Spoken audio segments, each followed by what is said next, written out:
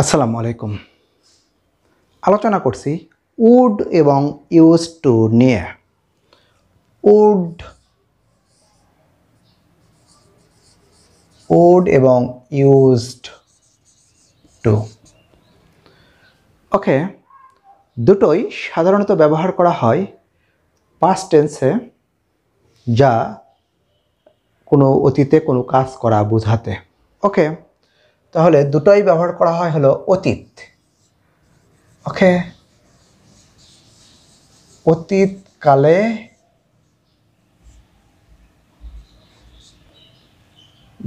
কোনো কাজ করা বোঝাবে। এখন এখানে আমার যে প্রশ্নটা হলো সেটা হলো যে আসলে উড তো মডাল। ওকে, উড মডাল, কিন্তু ইউজ টু মডাল কিনা। ওকে, এটা মনে রাখতে হবে, ইউজ টু কিন্তু মডাল নয়। মডাল নয়, মডালের মতো কাজ করলেও ইউজ টু মডাল নয়।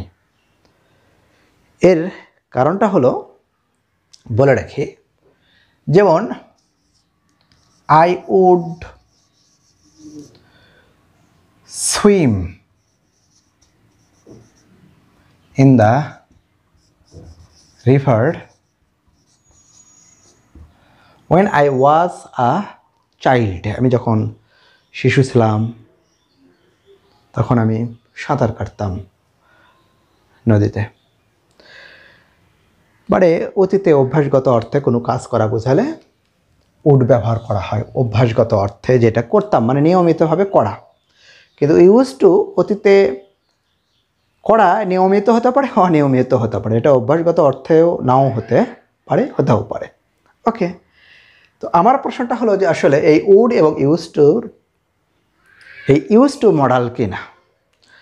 এটা যে মডালে কিন্তু আসলে নেগেটিভ বা ইন্টারোগেটিভে রূপের কোনো পরিবর্তন হয় না। যেমন আই উড সুইম, এটাকে যদি আমি নেগেটিভ করি, I would not swim. Okay, উডের পরে নট। আমি যদি ইন্টারোগেটিভ করি তাহলে would I swim. Okay, would কিন্তু সাবজেক্টের আগে চলে আসলো, অর্থাৎ মডাল। এটা হলো মডাল অক্সিলারিজ, মানে অন্যান্য অক্সিলারিজের মতোই ব্যবহার করা হবে। কিন্তু ইউজ টু মডালের মতো ব্যবহার হলেও এটি যে মডাল নয়, তার কারণটা হলো যদি আমি এটাকে এই ফর্মে ব্যবহার করি যে আই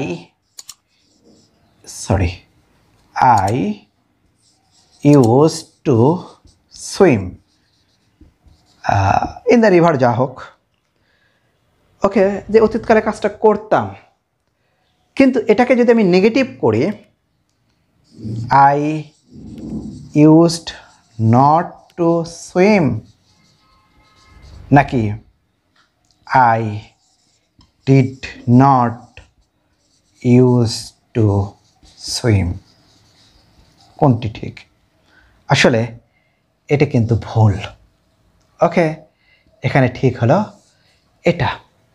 তার মানে এখানে আমি ডিড নিয়ে আসলাম, তার মানে এটি প্রিন্সিপাল ভার্ব, কিন্তু ব্যবহারটা অর্থের দিক থেকে এটি কাজ করলো হলো মডালের। এখানে যদি আমরা ইন্টারোগেটিভ করার চেষ্টা করি তাহলে কি হবে?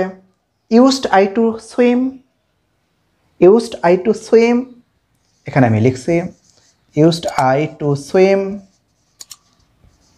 যেমন আমরা শুড, কুড, উড ব্যবহার করি না, এটা কিন্তু ভুল।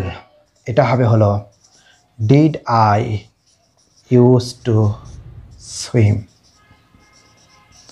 যখনই আমরা ডু, ডাজ, ডিড নেগেটিভ ইন্টারোগেটিভে নেব বা নিতে বাধ্য হচ্ছে, তার মানে নিশ্চিত সেটি আর মডাল নয়। যদিও ব্যবহারটা উডের মতো, মডালের মতো। যেমন আলোচনা করেছি যে হোম এবং অ্যাব্রড নাউন, কিন্তু তার ব্যবহারটা অ্যাডভার্বের মতো। He went home, he went abroad.